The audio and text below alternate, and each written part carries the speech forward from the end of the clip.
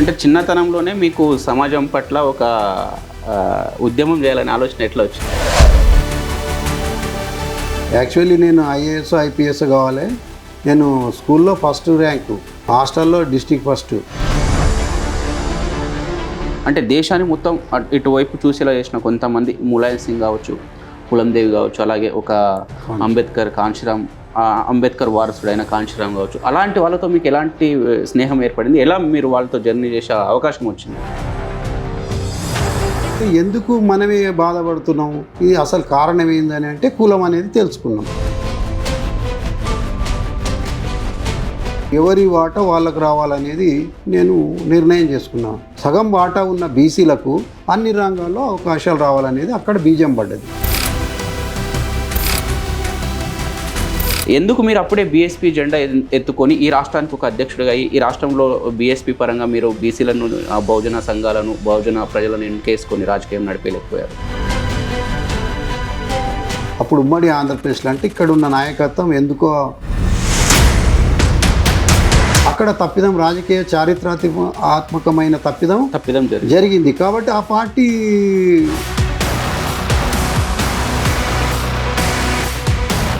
ఈ మూమెంట్కు మీరు ఎట్లా రావడం జరిగింది ఈ సందర్భం? KCR is right. కేసీఆర్ నాయకత్వంలో పోతే మరి బలమైన నాయకుడు కాబట్టి బలమైన సామాజిక వర్గమే, అంటే ఎంత పెద్ద కులం ఉంటే అంత బలమైన సామాజిక వర్గంగా మనం లెక్కేసుకోవాలి రాజకీయాల్లో.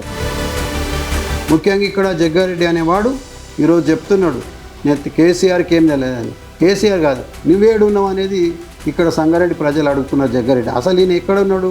దొంగలకు సద్దులు మోసే పని జగ్గారెడ్డి గారు పనిచేసిండు.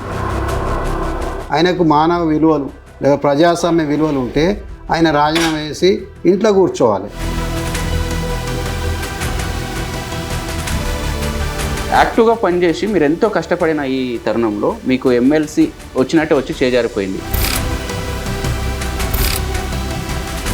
ఇక్కడ బాబ్రీ మసీదు కూల్చివేసినప్పుడు దాన్ని ఖండిస్తూ అప్పుడు నేను ఎస్పీలో తెలంగాణ కన్వీనరు, వారేమో మంత్రి. అన్నిటికంటే పెద్ద అర్హత ఏంటంటే డబ్బులు కాదు, తెలంగాణ ఉద్యమంలో ఉన్నవా లేవా, కేసీఆర్ గారు ఎంబడి నడిచినవా లేవా. ఎక్కడ చెప్పినా ఈ బీరయ్య యాదవ్ అనేటోడు మెదక్ జిల్లాలో తెలియని వాళ్ళు ఎవరు ఉండరు. మీరు ఎంపిక ఒకవేళ ఇక్కడ మీకు పార్టీ అవకాశం ఇచ్చి మీరు పోటీలో ఉంటే మిగతా పార్టీల నుంచి మీకు ఎంతవరకు పోటీ అవకాశం ఉంది? ఎప్పుడే కానీ ప్రజలు హామీలను నమ్ముతారు. ఈ దేశంలో మనుషులకు ఏదైతే నాయకుడు ఏదంటే దాని మాట మీద నిలబడితే ఆ పార్టీకి వాల్యూ పెరుగుతుంది. ఆ హామీలు నెరవేర్చలేరు కాబట్టి ఇప్పుడు మళ్ళీ ప్రజలు ఆలోచన చేస్తారు.